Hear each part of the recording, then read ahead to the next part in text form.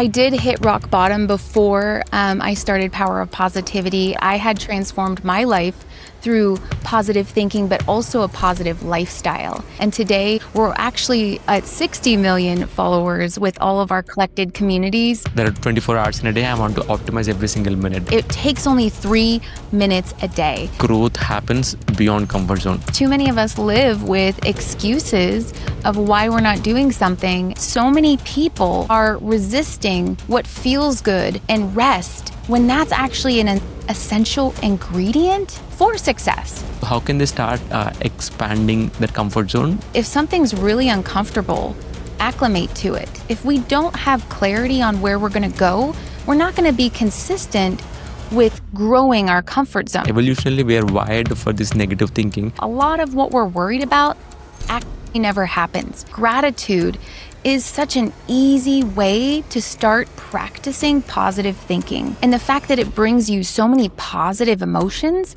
it actually helps you do the other things in a better way because you're more regulated and you have a better mood. How can somebody start with gratitude? Gratitude is sensory. We don't even think about that. Hustle is nothing without your health. How people can start implementing habit stacking when it comes to positivity. If you're someone that has a hard time starting a habit or even habit stacking, one of the core things that really helped me and helps my community.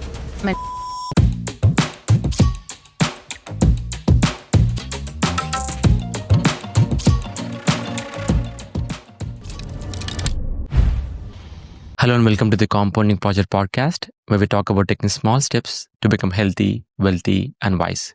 I'm your host Satish Kajula. This episode is all about wisdom, especially the power of positivity.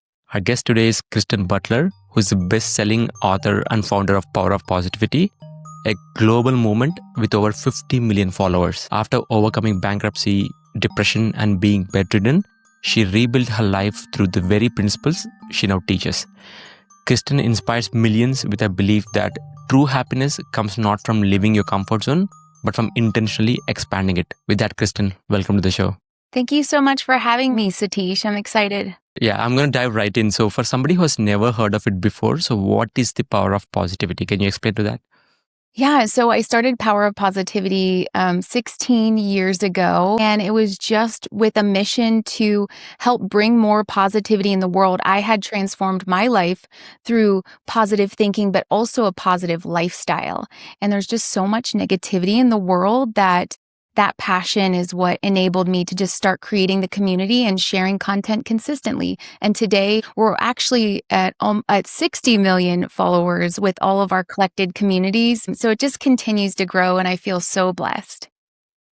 Oh my God. I mean, I can't even wrap my head around like 60 million. That number seems so huge. Congratulations to everything that you've achieved. Thank you. So I want to dive deeper into your story. So is there any backstory to it? Where did everything start? You know, I did hit rock bottom before I started Power of Positivity. And, people always think that it's this single big moment that made the catalyst for the change. But really, it was just the quiet, slow, lonely moments after I lost my business. I had poured my entire life into my business. But at the same time, I wasn't taking care of myself. I wasn't eating well. I wasn't working out. Really, I didn't have agency over my life because I had poured so much into the success of this business.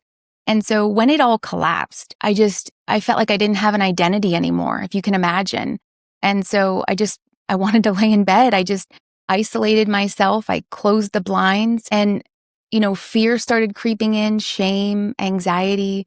And at that point, I thought maybe I failed too much. Like, how can I rebuild from here? So what really shifted was just tiny micro moments of telling myself I'm going to try again. That could look like eating a healthy meal, going for a walk around the block. Just these tiny, brave moments that started compounding is what really created that catalyst, that positive shift inside. So when you say business, so it's not the positive. So you had a different business before you actually hit your rock bottom, right? So what is that business about, and what made you burn out, if I may ask? Or because a lot of people are in the same journey as what you were previously, and then they want to maybe they don't realize that they're in that burnout state, or they're in the burnout state but they don't know how to get out. So can you talk more about it? Yeah, I feel like I was always an entrepreneur at heart. So I was always pursuing little side hustles. And this particular time before I burned out and hit rock bottom, I was an eBay power seller. And so I was financially free in that moment for the first time in my life. I was in my early 20s and it just felt really good. And I thought that was success, just pouring into my business. I would do whatever it took in that moment. But what I learned is that hustle is nothing without your health and pouring back into yourself. There's no risk that's worth it. I poured everything into my business. And I feel like a lot of entrepreneurs do that same thing. They're passionate, they're excited, they want to change their circumstances, but we have to remember to pour back into ourselves on a consistent basis because we're worth it. The business is, but so are we. And if we can't show up for ourselves, then we can't handle the business when it starts to scale and the momentum starts to build. And that's certainly what happened for me.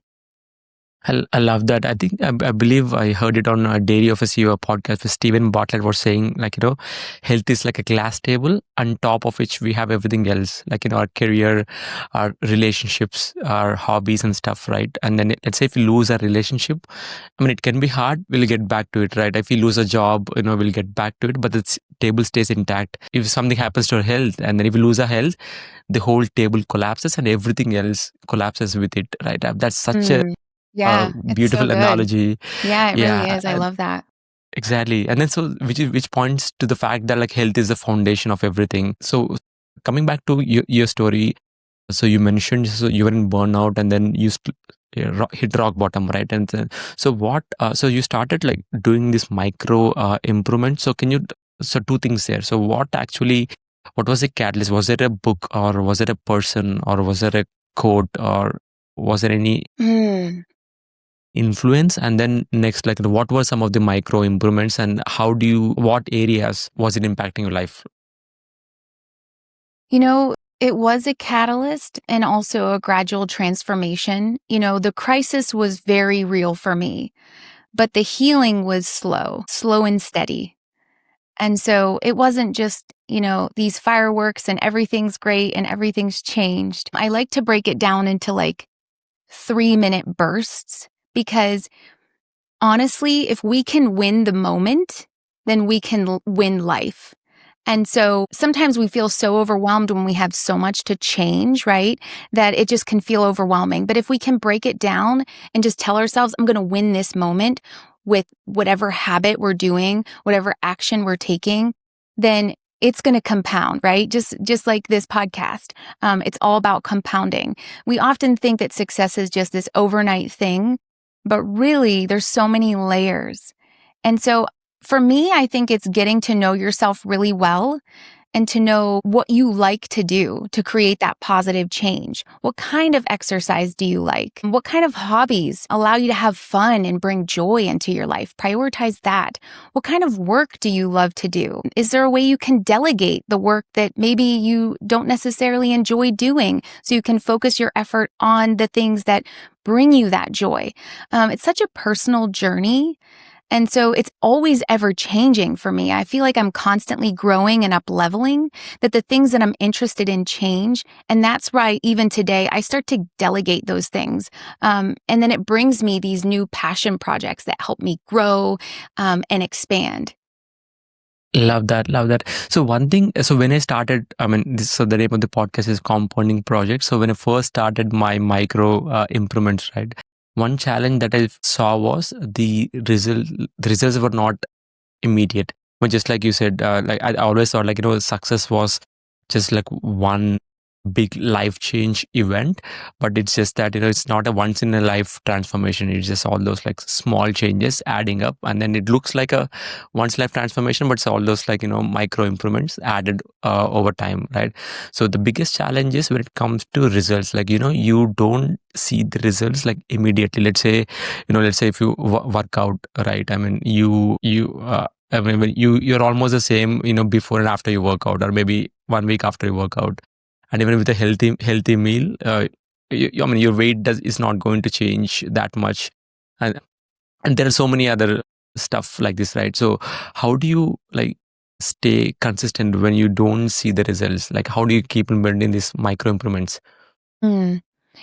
Just knowing that you're just taking that right action and it's going to lead to results. I like to think of it as, who do I want to be? And then what does that person do? Okay, well, if I want that, then what do I have to do today to become that person?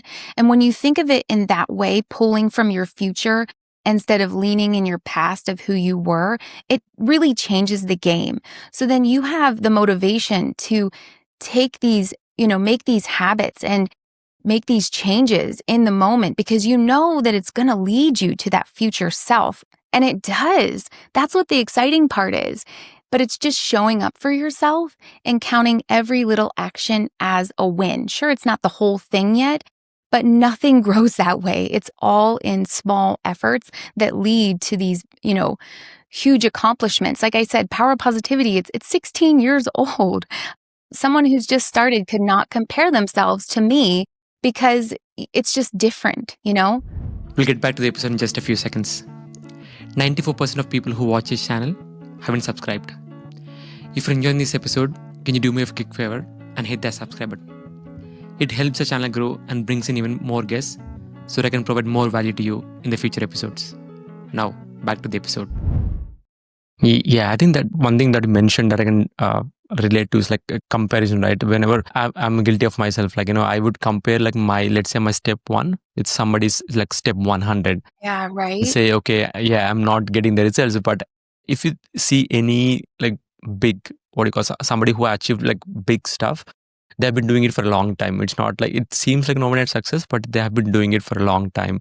So I love that. So just embody, like, have somebody as a role model. Like, what would they do? Let's say even for health or money or other stuff. So coming back to the power of positivity. So for somebody who's, we have heard of like positive thinking, it's like stay positive, but sometimes at least I feel it's like maybe forced, like you're forcing into thinking positive, but like nothing changes in life. I feel like so can you talk about like at least the power of mindset, and also maybe we'll get into action later, but like what's the power of mindset when it comes to making big changes in life?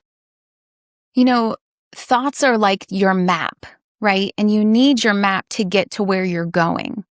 And so I really like to think of it in that way, because you can be taking action, but having the wrong thoughts and the wrong belief systems.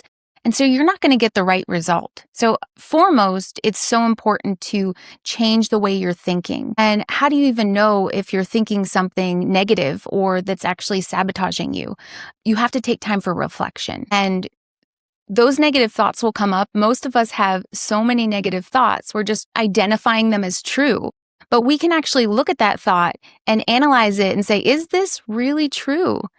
Because it's usually not. And so when you get really good at pulling out those negative thoughts and switching them out for more positive ones, and it can be about yourself, it can be about other people, it can be about your environment, it can be about where you're going. We are held back so much by our thinking first. But when we can get our thinking right, yes, that's when actions really make the difference and we really see that momentum. But we have to work on the thoughts first. Interesting. I mean, this is a big mindset shift for me as well. I've spoken to a lot of other people who had like significant change. I think the mindset, it comes first. Like, I mean, if you have the mindset right, then you can get to achieve whatever you want to achieve. So you mentioned something like when it comes to like negative thoughts, right? So I want to maybe take a step back and talk about like our evolution. Like usually I read this book called like Sapiens by Yuval Noah Harari. And then in that book, he mentions most of what we do today, like most of our actions can be explained by our evolution. So there is a reason, like we are wired for pessimism, like pessimistic, like negative thinking, because like back in the day, let's say if you heard some noise in the background, right, it's safe to assume that okay, it could be like a lion or a tiger, because if that is the case, then you would run away from it, and then you would survive, right?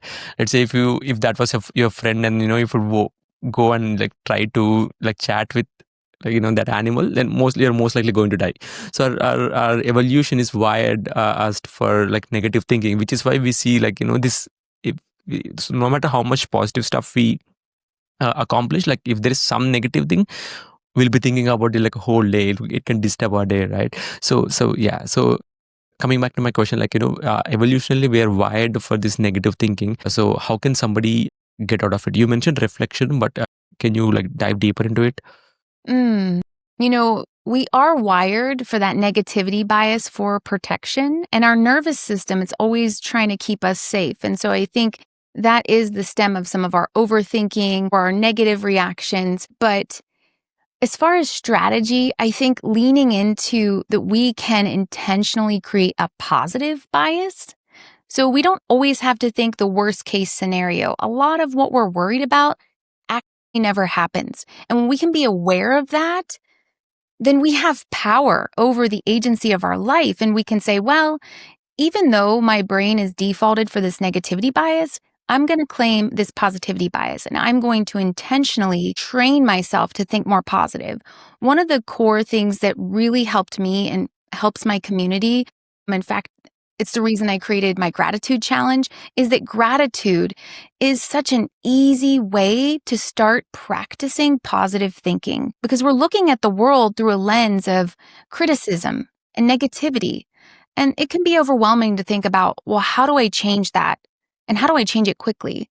And what I've found is being thankful for what is already happening right now is the basis. It's the foundation if we want more in our life. And so it's such an easy, accessible way for people to start tapping into that power. Interesting. So mention gratitude. So can you talk more about it? Because I've been doing this. I have a gratitude journal. I've been doing it for a long time. Sometimes it feels so repetitive, and then it feels forced also. So can you talk about gratitude? How can somebody start with gratitude, and also how can they keep going? Most people, they struggle with gratitude because they're just making lists and then they're not actually tapping into the feeling of gratitude. So I hear that all the time. I tried gratitude, but it really doesn't work. Or it's just really boring.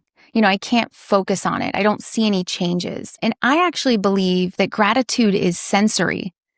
We need to notice the colors of the sunset, the warmth on our skin when that sun's setting, the breeze of the air. We need to tap into that present moment because that's where the power is. It's not just about making lists. It's about feeling it in your body. On a physiological level, it's calming our nervous system, which is so cool that most of us, we don't even think about that. That's why we gravitate towards nature. It's such an easy way to calm our systems. But at the same time, we're tapping into the feeling of, wow, look at that powerful sunset. Look at that powerful sunrise. And we don't even realize that we are grateful in that moment.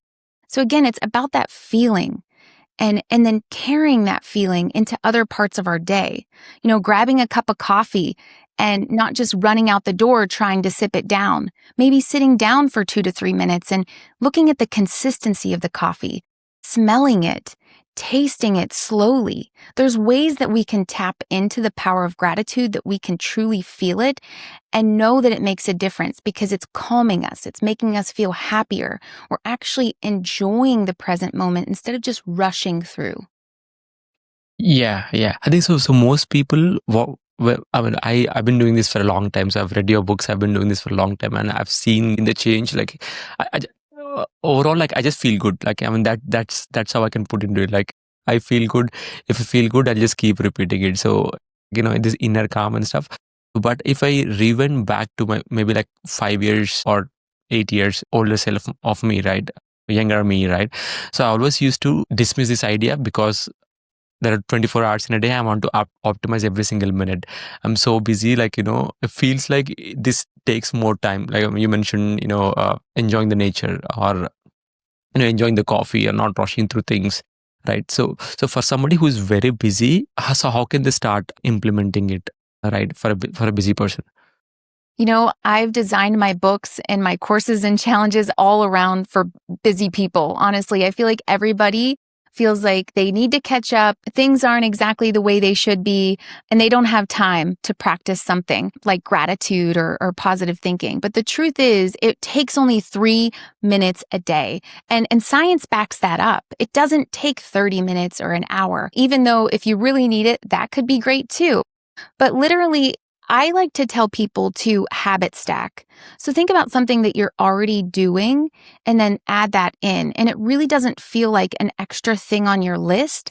And the fact that it brings you so many positive emotions, it actually helps you do the other things in a better way because you're more regulated and you have a better mood. And so you don't feel that until after a few days of doing it, but it makes such a difference. It calms the anxiety. Because if you think about it, we are taking a lot of action, but we're also ruminating in our thoughts, right? We might be somewhere, but we're thinking about something else. And it really helps quiet that overthinking and negativity. So it just brings this inner calm throughout the day that you might not have had before. Yeah, so when it comes to habit stacking, I'm a big believer in habits, so I would want to dive deeper into it. So can you give a few practical examples how people can start implementing habit stacking when it comes to positivity? I mean, that's such a good question. Just the other day, I was talking about environmental cues. So if you're someone that has a hard time starting a habit or even habit stacking, putting things in your environment where you're going to see them on a regular basis is huge. I mean, think about it. When you're wanting to go to the gym, you're going to put your shoes right next to your bed or right outside the door so that you are just immediately triggered to remember that you're going to be going to the gym. It's knowing who you want to be and then taking that action towards it. So finding the why is everything, or you're not going to keep up the habit. But then being able to have those environmental cues or stack it with something else that you're already doing is huge. I think we give habit stacking too much weight because honestly, if you think about it, when you walk into a room, you flip the light switch on, right? And when you're driving, there's just things that are just automatic. You don't think about it. When you're going to brush your teeth, do you have to set an alarm to brush your teeth or do you just do it? If you can stack these new habits with things that you're just automatically doing or putting them in the environment where you're just automatically taking action, it's going to be so much easier. I think we give it too much weight and then it seems difficult. But if we can find ways to make it easier, then we're going to actually take the action and then get the result. Interesting. Let's say if I have a habit of, let's say, drinking coffee every day, right? So if you want to start maybe, a 1 minute meditation or just 1 minute, maybe when it comes to like supplements, I do this, like when it comes to supplements, I always have it right next to my coffee so that, I don't forget, like, it's just a habit stacking. I'm glad you mentioned environment because I read this book, Atomic Habits by James Clear. And then he mentioned, I believe more than 50% of our brain is dedicated for visual processing. Like our environment has a huge impact on your daily decisions that you may not realize. For example, what I did was I wanted to read consistently. So I just like spread books in all my house, like, in what do you call, in living room I have a few books, and then in my bedroom I have a few books, in my workroom I have a few books. So it's like visual, right? And then whenever I go into the room and then if I see a book, I mean, I do it, and it's so amazing that humans are also like wired for like path of least resistance. Let's say if in the living room on my coffee table, if I have a remote versus if I have a book, right, it completely changes what I do, right? If there is no book and if just there is a remote, I would grab a remote and then start watching TV, and then my 1 hour is gone. Versus if there is a book and then if the remote is like hid somewhere, I mean, it's more unlikely that I would go find the remote versus, I would just grab the book and then just read it. It's just that these small behaviors, it may not seem like a lot, but it all adds up. Yeah, environment. I love that. I love that hack when it comes to environment. Any other thoughts before we move on to the next one? What I'm hearing you say is like you're removing excuses because too many of us live with excuses of why we're not doing something, and leaving it in your environment just eliminates that, right? There's so much like there's so much like willpower, that you don't have to rely too much on your willpower. Yeah. Because I mean, I can apply that to junk food as well. Like, there's too much junk food in your house. And Like, maybe your willpower is high in the beginning of the day, but throughout the day our willpower is limited, and then it's why we do all this like snacking, binge eating towards the end of the day, because our willpower is limited, and then the food is junk food is right there. So yeah, I love that. I want to jump to when it comes to like power of positivity, your community. So you built a community of more than you mentioned like 60 million people. That's incredible. So how did it all get started? So what, can you start about the initial journey as to like this community building? mm, like how I started it, how I started building it. Yeah. So what was the catalyst actually to start Mm. the sharing it online? So what were you sharing, and why did you even start? What was your mindset back then? So Facebook had just started Pages, and I'm an innovator at heart, and I had been on social media at that time almost a decade. I know I sound so old, but I mean, I was on social media before they even had words for like monetization or influencer. And I was an influencer then before that was even a thing. And so when Facebook started Pages, I had to jump on board. I had the mindset of work-life balance. And so I couldn't create something that was another business, right? Because at the time I had clients and I was very happy with what I was doing. I didn't feel like it was my final calling, but I was financially independent. Things were really going well. And so I had started this page literally just because as I looked back over the last few years and I did such a huge transformation in every area of my life, and I thought, wow, there's so many people hurting in this world. And if I can pass on just a little bit of inspiration, like that's fulfilling to me. And so as I reflected, I'm like, what was really the biggest catalyst? And that was positivity to me. And so that's where power of positivity came. But I knew it wasn't just thinking, that it was a lifestyle. And so I just showed up with consistency, with realness, with openness. And my goal was just to create this safe space for people to feel like they could show up for themselves. Back then, consistency on social media was really rare. That wasn't really a thing. There wasn't a lot of brands on social media. There weren't celebrities on social media. And so I feel like I got in at a very good time and my intentions were very pure just because I wanted to help people. So what were you sharing then?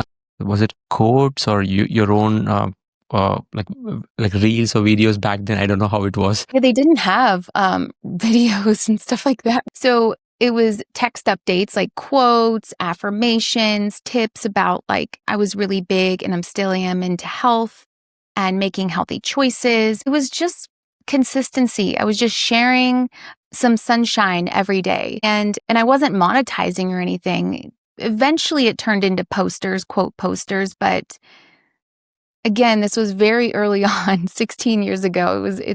Um we didn't have reels or going we couldn't go live or it was none of that. Interesting. So yes, so you started sharing, and then people started resonating, Mm. with your thoughts, your quotes, and Right. ideas, right? And then, so how did you go from there to writing a book? That seems like a massive feat. Like, so how did that happen? Mm. I hadn't written a book until 2021. So I actually started monetizing Power Positivity 4 or 5 years after I started it. I hadn't thought about the money, but I started loving what I was doing so much, and it was creating so much value. And I think at that time we had hit 100,000 or something, and which was huge.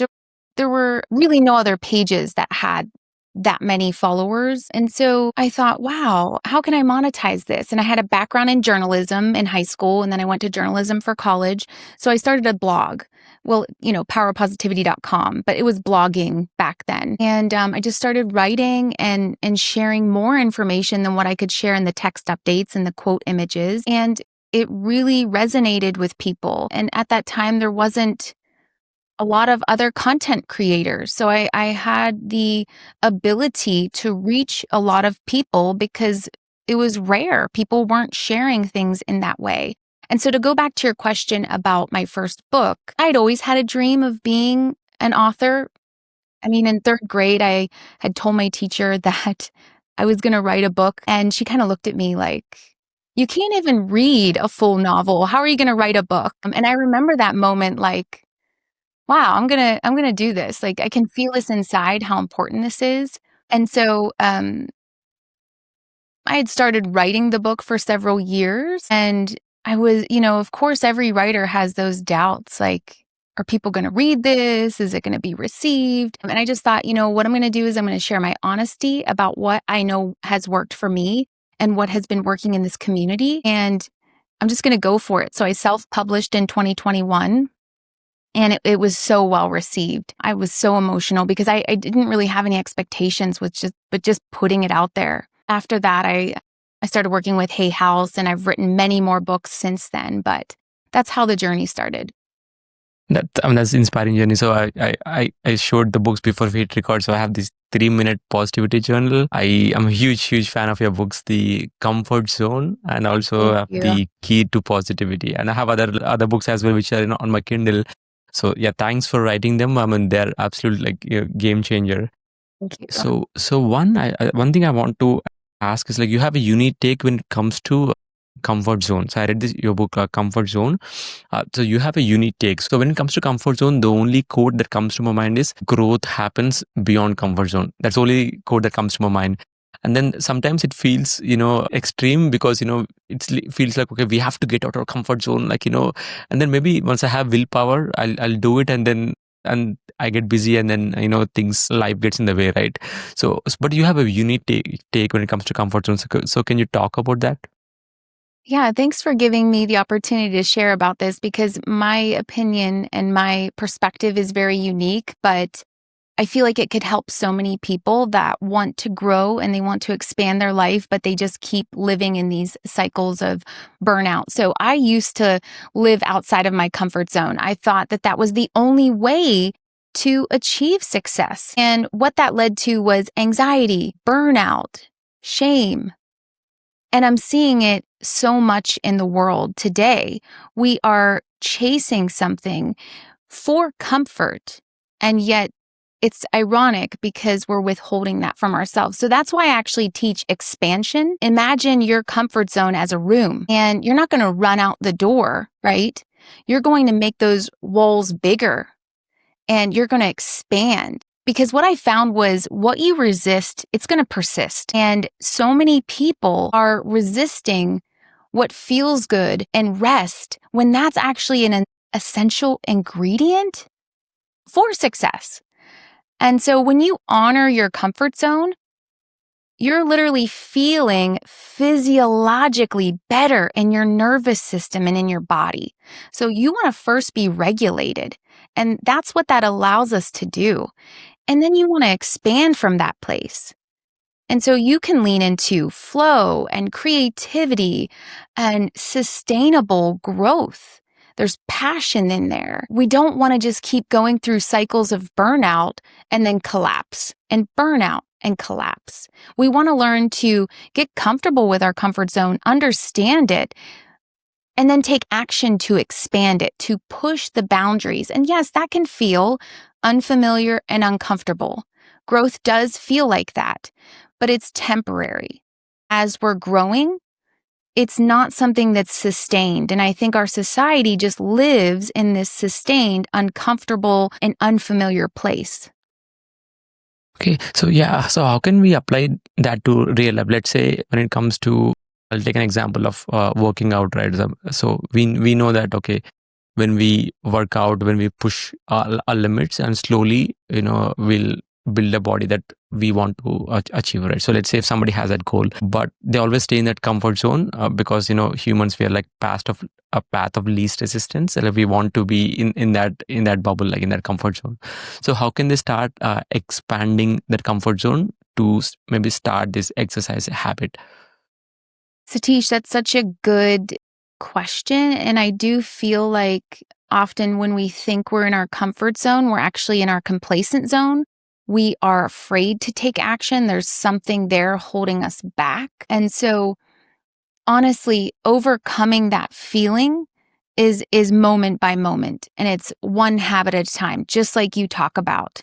We think about this huge mountain, but it's you get there one step at a time. You're not just going to, do it in one day, right? And so I like to talk about acclimation in my book. And if something's really uncomfortable, acclimate to it. Get familiar with it. Watch videos about it. Prepare yourself for what you're going to be doing. We do it all the time innately, but we want to get super intentional about it so that we can get consistent with the actions we want to take.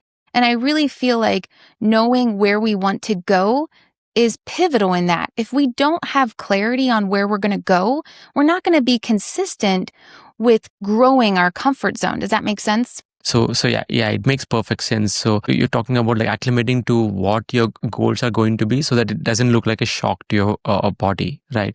So these micro improvements. So when it comes to one thing, I recently read a book called Lean Learning by Pat Flynn. So he has this concept where in this day and age we are like overwhelmed with information, like so much information. And then most people spend their time in analysis paralysis, where let's say they want to example, like they want to start a podcast or a YouTube channel, but they want to learn as much as they can on starting a YouTube channel, and then they don't even take that first step of action. Like they so Yeah. this, like you have this. I think you mentioned like a tweak in thought and tweak in action. So can you talk about that concept for somebody who's like who wants to gather all the information, who wants to like keep learning, but don't take that first step? I love that you said that, because there are those people who need to prepare so they can take the action, but then there are those people who are preparing too much. And so, what I would say to those people in particular is that just go for it. Honestly, if it's something that feels so good inside and it's something you really want to do, know that you are worthy to receive it. I think sometimes we worry about what could happen, not just the success, but if there's criticism or negative feedback from someone else. But knowing that this is important to you, you are worthy of it, you are prepared enough, and just going for it is the only thing you can really do. It's like jump before you're ready if it's that meaningful to you. And I do think that a lot of us live in regret because we want to take the action, but there's just so many fears. And acclimating to that fear sometimes doesn't happen. And that's when we just go for it. Like when I published my book, it was like, well, what if it's not well received? What if no one reads it? I mean, these are very limiting beliefs. Why would I think that? And I would never find that out until I just published it, right? And just went for it, knowing that I did the best I could. I am worthy to receive. And then it happens. It's a really beautiful process. For sure. I think the first step is always the hardest, and then the momentum actually kicks in, right? Then there's Newton's law. It says law of motion. It says a body at rest tends to stay at rest, and body in motion tends to stay in motion, right? So that always, like the first step is always the hardest. I mean, I can apply to like 1,000 scenarios. Let's say for going out to gym, the first step, actually, like the hurdle is actually going to the gym, like not working out. I know we're running short of time. A few questions before I finish. So your book was published, or your book was displayed in Times Square. Like that's such an amazing feeling. I saw your picture, and that's just mind blowing. So what was your feeling? How did that even happen? And what was your feeling when you got to know that your book was displayed in Times Square? Oh, it was definitely surreal to go there because I'm really a humble person at heart. And so to see my book up there and other people, hundreds of people noticing, I just felt all the emotions at once. It was like, enjoy your success. You worked hard for this. And so I just stood there and I celebrated. I cried a little and I just thought about what an impact this book is going to make in the world. And so there was this deep savoring of gratitude that God gave me this amazing opportunity to write this book, to publish this book, and then to celebrate it in Times Square with friends in my family. And so these moments are when you're savoring your wins, because we all work so hard, and it can be also hard to celebrate the win when you get there. We just want to move on to the next thing. And so that was me, just because I don't do it often, actually savoring the success and the impact that my work is making. Yeah. Thanks for that. I'm sure like your future books also will be displayed in Times Square. It's such a surreal feeling. I can totally understand. So we are getting towards the end of the podcast, and there are a few questions that I ask all my guests. I call them the Hotseat Questions. Are you ready for this? Sure. All right. The first one is regarding action. So compounding project is all about taking that first step of action for that compounding to kick in. So what one small action would you recommend people take right after listening to this podcast conversation? After this podcast conversation, honestly, the best advice I could give is take very slow, intentional, deep breaths. Put your hand on your heart. Name what you're grateful for. And also think about the biggest takeaway that you had from this podcast and what you're going to do next with that. Because it's great to listen to information, but then we need to process what we're going to do with it so that we can hold ourselves accountable to the action. I love that. Small actionable advice that people can take right now. Sounds good. The second one is regarding books. So books are an integral part of this compounding project journey. So what 3 books would you recommend in 3 areas of life? 1 book on health, 1 book on wealth, and 1 book on wisdom or self-help. So there's so many books. I'm such an avid reader. But I would say for health, The 4-Hour Body. I'm a huge fan of Tim Ferriss, so I love The 4-Hour Work Week and The 4-Hour Body. He's so genius at the books that he writes. They're just always next level. So I would recommend that book. For wealth, I would say The Science of Getting Rich by Wallace Wattles. I know everybody likes to talk about Think and Grow Rich, which is also an incredible book by Napoleon Hill. But Wallace Wattles actually was an earlier author. And The Science of Getting Rich is not just by financial richness, but it's about the wealth of our souls, our mind, body, and souls, and what that looks like. So what I did was actually read that for an entire year with a friend, and we sent daily reflections. So I have read that book so many times. And no matter how many times I read it, there's always a nugget that I need to hear right now, even though it was written so long ago. It's just one of those really timeless books. For wisdom, I love any of Ben Hardy's books. I mean, he's just incredible. And as an entrepreneur, 10x is better than 2x. Be your future self now. His newest one, The Science of Scaling. I know you didn't ask for that many, but they're all good. And so if you are an entrepreneur, his work is definitely also next level. Yeah. I keep repeating the book, like 10x is better than 2x. I've never read that. But I mean, this is actually, I mean, if I have a rule, like if I hear that a book multiple times, I'll have to pick it. So I think this is a good nudge for me to pick that book. So third one is a rapid fire, and let me know what comes to your mind. So paperback or Kindle? Paperback. Fiction or non-fiction? Non-fiction. Morning workout or evening workout? Morning workout. All right, the last one, I think this is a tough one, like meditation or journaling? Journaling. Oh, wow. Okay. All right, with that, Kristen, thanks so much for your time. Thanks for being on the podcast. Yeah, thanks so much for having me. How can people learn more about you? You know, I love Instagram. So if you want to know like what I'm doing right now, go follow me on Instagram, Positive Kristen. You could also go to positivekristen.com, my website, if you want to learn more about me. And then, of course, my main brand, powerofpositivity.com. I'm going to link all of them in the show notes. With that, Kristen, thanks for being on the show. Yeah, thanks so much for having me. If you found value in this episode, then please don't forget to subscribe to Compounding Project Podcast. Until next time, trust compounding and take action now. Thank you so much for watching or listening. If you enjoyed this episode, can you do me a quick favor and hit that subscribe button? If you like this episode, then you might enjoy this episode, which links in with some of the stuff we talked today. Thanks for watching. I'll see you next time.